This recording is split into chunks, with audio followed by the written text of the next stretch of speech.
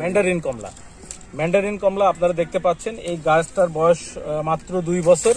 এই 2 বছরের গাছে দেখেন গাছ ভর্তি কমলা, গাছ একদম নুয়ে পড়েছে কমলার ঠেলায়। পাতার চাইতে মনে হচ্ছে দর্শক কমলার সংখ্যা বেশি।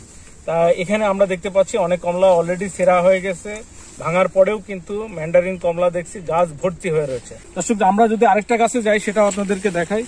রোশন ভাই আমাদেরকে দেখান একটু আপনি। এই যে দর্শক দেখেন কি পরিমাণ মাটির সাথে আছে, মাটির সাথে ডালগুলা নুয়ে গেছে দর্শক। তারপর কোনো ডাল ভাঙেনি, অত্যন্ত মাত্র 2 বছরের গাছে দেখেন প্রচুর পরিমাণে ম্যান্ডারিন কমলা আমরা দেখতে পাচ্ছি, বিভিন্ন সাইজের বিভিন্ন। এবং এই ম্যান্ডারিন কমলা কিন্তু অনেক সুন্দর সুস্বাদু কমলা। এই গাছটা দেখি আমরা, গাছের পাতা ছাড়া কিন্তু ফল বেশি, এটা অবিশ্বাস্য ব্যাপার। দেখেন দর্শক গাছে কালার, এবং প্রত্যেকটা কোনো কেমিক্যাল দেওয়া নেই, প্রত্যেকটা কেমিক্যাল ছাড়া কিন্তু একদম ন্যাচারাল কালার চলে এসছে এবং এখানে কেমিক্যাল ছাড়াই তৈরি হচ্ছে। তা আমরা আমাদের নূর হোসেন ভাইকে বলতে চাই যে নূর হোসেন ভাই এই গাছের পরিচর্যা আপনি কিভাবে করেন?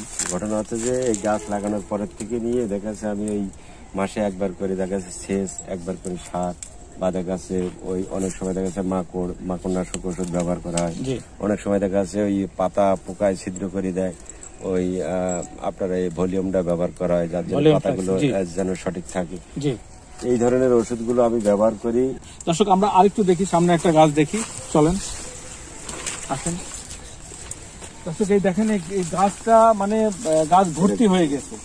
এই গাছটা একটু যদি আপনাদেরকে ঘুরে দেখাই, গাছটা এত ফলন আপনি দেখেন দর্শক, এত ফলন হয়েছে, এটা অবিশ্বাস্য ব্যাপার। একটা গাছে যে এত ফল আসতে পারে এটা আসলে অবিশ্বাস্য ব্যাপার। তা আমরা এখানে আসলে অভিভূত। এবং এই ম্যান্ডারিন, আসল জাতের ম্যান্ডারিন কমলাই যে অত্যন্ত বেশি ফলন হয় তারই একটি দৃষ্টান্ত আমাদের নূর হোসেনের বাগানে আমরা দেখতে পাচ্ছি। যে নিচে পর্যন্ত ফল একবার মাটির সাথে, একদম মাটির নিচে, না নূর হোসেন ভাই? জি। আর আপনারা ছিঁড়ে খান, খালি বুঝতে পারবেন বিদেশি ফলের যারা কোষ উঠছে, পরিপূর্ণ দেখা যাচ্ছে মিষ্টি পাওয়া যাচ্ছে। আর এই খোলা জাতের ম্যান্ডারিন কমলা আমরা খেয়ে দেখি দর্শক, আসলে এই যে খোলাগুলো দেখা যাচ্ছে বিদেশি ফলের মতন খোলাগুলো উঠেছে বা কোষগুলো উঠছে, বা দেখা যাচ্ছে স্বাদও মোটামুটি ভালোই, ফ্লেভারটা একদম বাইরে যে আমরা যে কমলাটা খাই একদম তার মতোই ফ্লেভার।